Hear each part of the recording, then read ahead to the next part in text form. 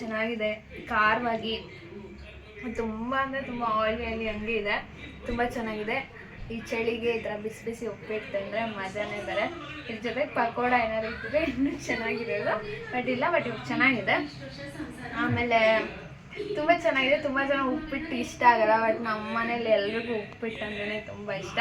So ತುಂಬ ಚೆನ್ನಾಗಿ ಬಂದಿದೆ, ನೋಡ್ಬೋದು ಇಷ್ಟು.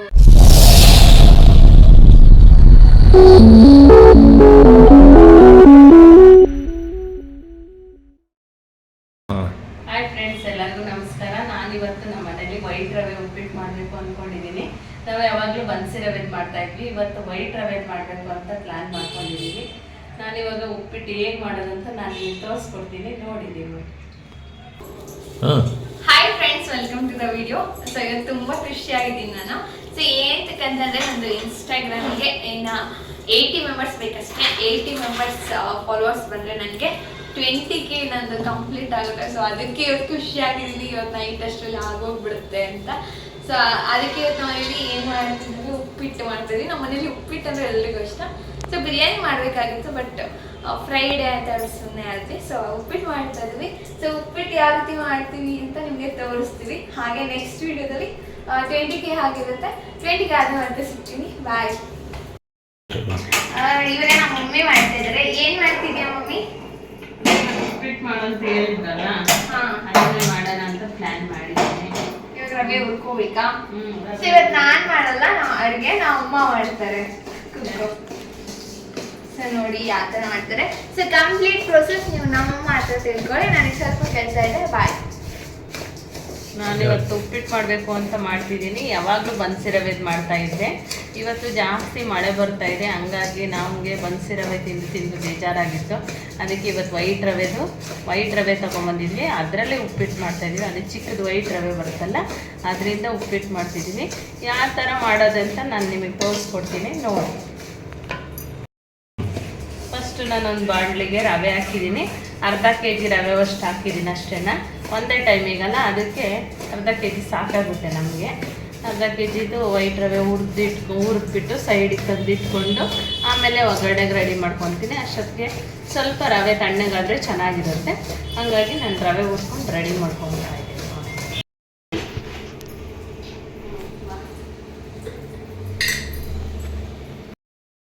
ಸ್ವಲ್ಪ ಸಾಸಿವೆ ಹಾಕ್ತಾಯಿದ್ದೀನಿ ಒಗ್ಗರಣೆಗೆ. ಸ್ವಲ್ಪ ಎಣ್ಣೆ ಹಾಕಬೇಕು. ಎಣ್ಣೆ ತುಂಬ ಬಾಟ್ಲಲ್ಲಿ ಜಾಸ್ತಿ ಇದೆ,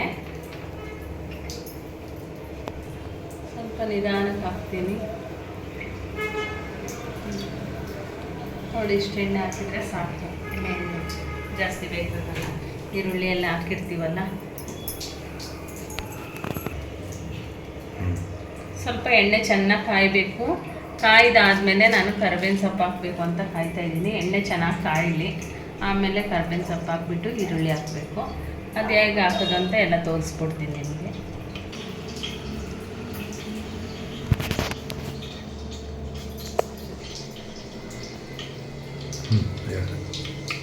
ಇವಾಗ ಎಣ್ಣೆ ಸ್ವಲ್ಪ ಚೆನ್ನಾಗಿ ಕಾದಿದೆ, ಇನ್ನೂ ಸ್ವಲ್ಪ ಕಾಯಬೇಕು.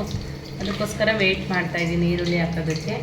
ಎಣ್ಣೆ ಚೆನ್ನಾಗಿ ಕಾದರೆ ಚೆನ್ನಾಗಿ ಸೌಂಡ್ ಬರುತ್ತೆ, ಆವಾಗ ಈರುಳ್ಳಿ ಬೇಗ ಫ್ರೈ ಆಗುತ್ತೆ. ಅದಕ್ಕೋಸ್ಕರ ಎಣ್ಣೆ ಚೆನ್ನಾಗಿ ಕಾದ್ಮೇಲೆ ನಾನು ಹಾಕೋದು ಈರುಳ್ಳಿ. ನೋಡಿ, ಉಪ್ಪಿಟ್ಟಿಗೆ ಏನೇನು ಬೇಕು ಅಂತ ನಾನು ಈರುಳ್ಳಿ ಕಟ್ ಮಾಡಿ ಇಟ್ಕೊಂಡಿದ್ದೀನಿ. ಎರಡೆರಡು ಟೊಮೊಟೊ ಕಟ್ ಮಾಡ್ಕೊಂಡಿದ್ದೀನಿ. ಹಸಿಮೆಣ್ಸಿಕಾಯಿ, ಕೊತ್ತಂಬರಿ ಸೊಪ್ಪು, ಒಂದೇ ಒಂದು ಚಿಕ್ಕದು ಆಲೂಗಡ್ಡೆ ಕಟ್ ಮಾಡ್ಕೊಂಡಿದ್ದೀನಿ. ಆಲೂಗಡ್ಡೆ ಹಾಕಿದರೆ ಚೆನ್ನಾಗಿರುತ್ತೆ ಅಂತ ಹೇಳ್ಬಿಟ್ಟು ಆಲೂಗಡ್ಡೆ ಕಟ್ ಮಾಡಿ ಸೈಡಿಗೆ ಇಟ್ಕೊಂಡಿದ್ದೀನಿ. ಹಾಗಾಗಿ ಈರುಳ್ಳಿ ಹಾಕಿದ್ಮೇಲೆ ಆಲೂಗಡ್ಡೆ ಹಾಕಿ. ಇವಾಗ ಎಣ್ಣೆ ಚೆನ್ನಾಗಿ ಕಾದಿದೆ. ಇವಾಗ ಈರುಳ್ಳಿ ಹಾಕೋದಕ್ಕೆ ಚೆನ್ನಾಗಾಗುತ್ತೆ. ಈರುಳ್ಳಿ ಬೇಗ ಫ್ರೈ ಆಗುತ್ತೆ ಈ ಥರ ಎಣ್ಣೆ ಕಾದ್ಮೇಲೆ ಹಾಕಿದರೆ. ಅಷ್ಟು ಬೇಗ ಹಾಕಿದರೆ ಈರುಳ್ಳಿ ಸುಮ್ಮನೆ ನೆಟ್ಟಗಾಗುತ್ತೆ. ಹಾಗಾಗಿ ನಾನು ಎಣ್ಣೆ ಚೆನ್ನಾಗಿ ಕಾದ್ಮೇಲೆ ನಾನು ಯಾವತ್ತೂ ಈರುಳ್ಳಿ ಹಾಕ್ಬೋದು. ನೋಡಿ, ಈರುಳ್ಳಿ ಹಾಕ್ತಿದ್ದೀನಿ. ಒಂದು ಆಲೂಗಡ್ಡೆ ಕಟ್ ಮಾಡಿ ಇಟ್ಕೊಂಡಿದ್ನಲ್ಲ, ಅದು ಕೂಡ ಚೆನ್ನಾಗಿ ಬೇಯಬೇಕಲ್ಲ, ಅದಕ್ಕೋಸ್ಕರ ಅದನ್ನು ಹಾಕ್ತಾಯಿದ್ದೀನಿ ಈರುಳ್ಳಿ ಜೊತೆಗೆ. ಆಮೇಲೆ ಈರುಳ್ಳಿ ಎಲ್ಲ ಚೆನ್ನಾಗಿ ಫ್ರೈ ಆದಮೇಲೆ ಟೊಮೊಟೊ ಹಾಕೋದು.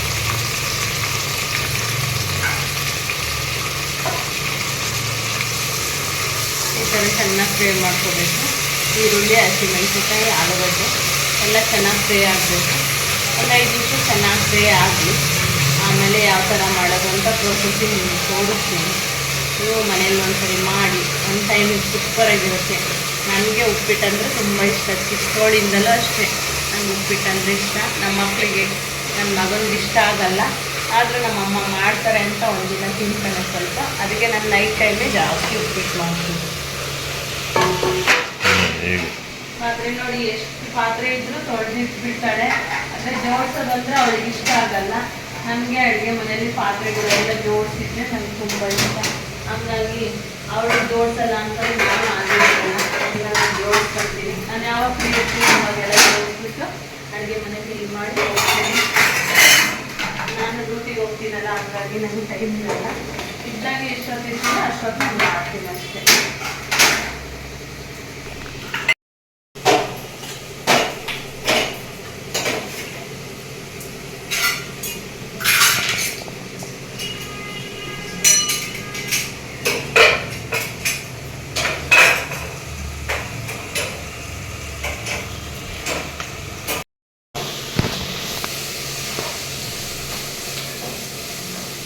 ಫ್ರೆಂಡ್ಸ್, ಇವಾಗ ಎಲ್ಲ ಚೆನ್ನಾಗಿ ಫ್ರೈ ಆಗ್ತಾ ಇದೆ. ನಾನು ಕೆಲಸ ಮಾಡಿಕೊಂಡು ಮನೆಯೆಲ್ಲ ಕ್ಲೀನ್ ಮಾಡ್ಕೊಂಡು ಅಡುಗೆ ಕೂಡ ಮಾಡ್ತಾಯಿದ್ದೀನಿ. ಹಾಗಾಗಿ ಇವಾಗ ಟೊಮೊಟೊ ಹಾಕ್ತೀನಿ. ಇದು ಉಪ್ಪಿಟ್ಟು ಆಗೋಷ್ಟೊತ್ತಿಗೆ ನಂದು ಅಡುಗೆ ಮನೆಯೆಲ್ಲ ಕ್ಲೀನ್ ಮಾಡಿಕೊಂಡು ಒಂದು ಸರಿ ಎಲ್ಲ ತೊಗೊಂಡು ಆಚೆ ಹೋಗಿ ಎಲ್ಲರೂ ಒಟ್ಟಿಗೆ ಕುತ್ಕೊಂಡು ನಾವು ತಿನ್ನೋದು.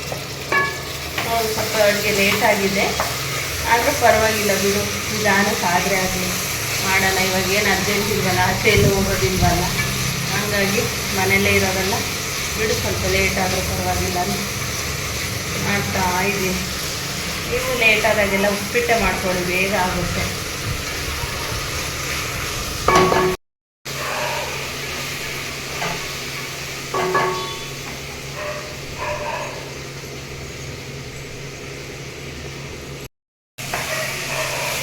ನೋಡಿ ಫ್ರೆಂಡ್ಸ್, ಟೊಮೊಟೊ, ಈರುಳ್ಳಿ, ಹಸಿಮೆಣಸಿನಕಾಯಿ ಎಲ್ಲ ಚೆನ್ನಾಗಿ ಫ್ರೈ ಆಗಿದೆ. ಒಂದು 2 ನಿಮಿಷ ಫ್ರೈ ಆಗಲಿ ಚೆನ್ನಾಗಿ. ಅದಾದಮೇಲೆ ತೆಂಗಿನಕಾಯಿ ತುರಿನೂ ಹಾಕ್ತೀನಿ ಅದರಲ್ಲೇ. ಅದು ಎಲ್ಲ ಚೆನ್ನಾಗಿ ಫ್ರೈ ಆದರೆ ಅದರಲ್ಲಿರೋ ಎಣ್ಣೆ ಅಂಶ ಎಲ್ಲ ಈರುಳ್ಳಿಗೆಲ್ಲ ಬಿಟ್ಕೊಳುತ್ತೆ. ಅವಾಗ ಉಪ್ಪಿಟ್ಟು ಸಾಫ್ಟಾಗಿ ಚೆನ್ನಾಗಾಗುತ್ತೆ. ನೋಡಿ ನಾನು ಯಾವ ಥರ ಮಾಡಿ ತೋರಿಸ್ತೀನಿ ಅಂತ, ನೀವು ಅದೇ ಥರ ಟ್ರೈ ಮಾಡಿ. ಓಕೆ,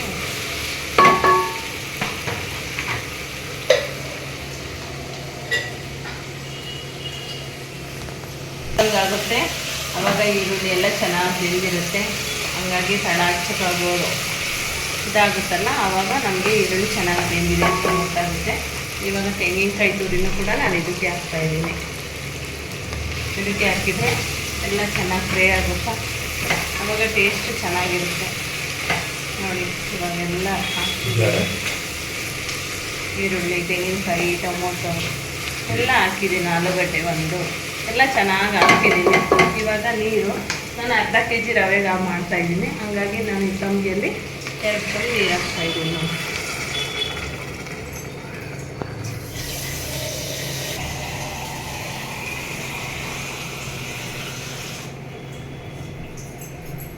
ನೋಡಿ ಫ್ರೆಂಡ್ಸ್, 2 ಚಮಚ ನೀರು ಹಾಕ್ತಾಯಿದ್ದೀನಿ ನಾನು.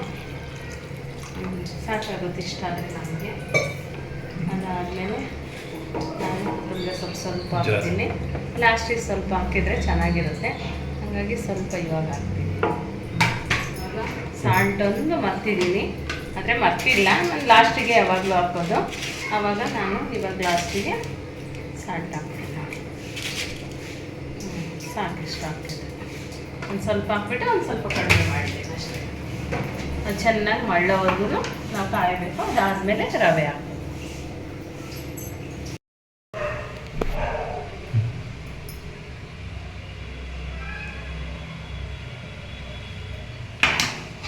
ಫ್ರೆಂಡ್ಸ್, ಇವಾಗ ಚೆನ್ನಾಗಿ ಅಳ್ಕೊಂಡಿದೆ. ನೋಡಿ ಫ್ರೆಂಡ್ಸ್, ಇವಾಗ ಚೆನ್ನಾಗೆಲ್ಲ ಅಳ್ಕೊಂಡಿದೆ ಉಪ್ಪಿಟ್ಟು. ಒಂದು 2 ನಿಮಿಷ ಹಾಗೆ ಬಿಟ್ಬಿಟ್ರೆ ಚೆನ್ನಾಗಿ ಇರುತ್ತೆ. ನೋಡಿ ಸ್ವಲ್ಪ ಚೆನ್ನಾಗುವಾಗಲೇ ಕೊತ್ತಂಬರಿ ಸೊಪ್ಪು ಉಳಿಸಿದ್ದೆ ಲಾಸ್ಟಿಗೆ ಹಾಕೋಣ ಅಂತ ಇವಾಗ ಹಾಕ್ತೀನಿ. ನೋಡಿ ಇದನ್ನು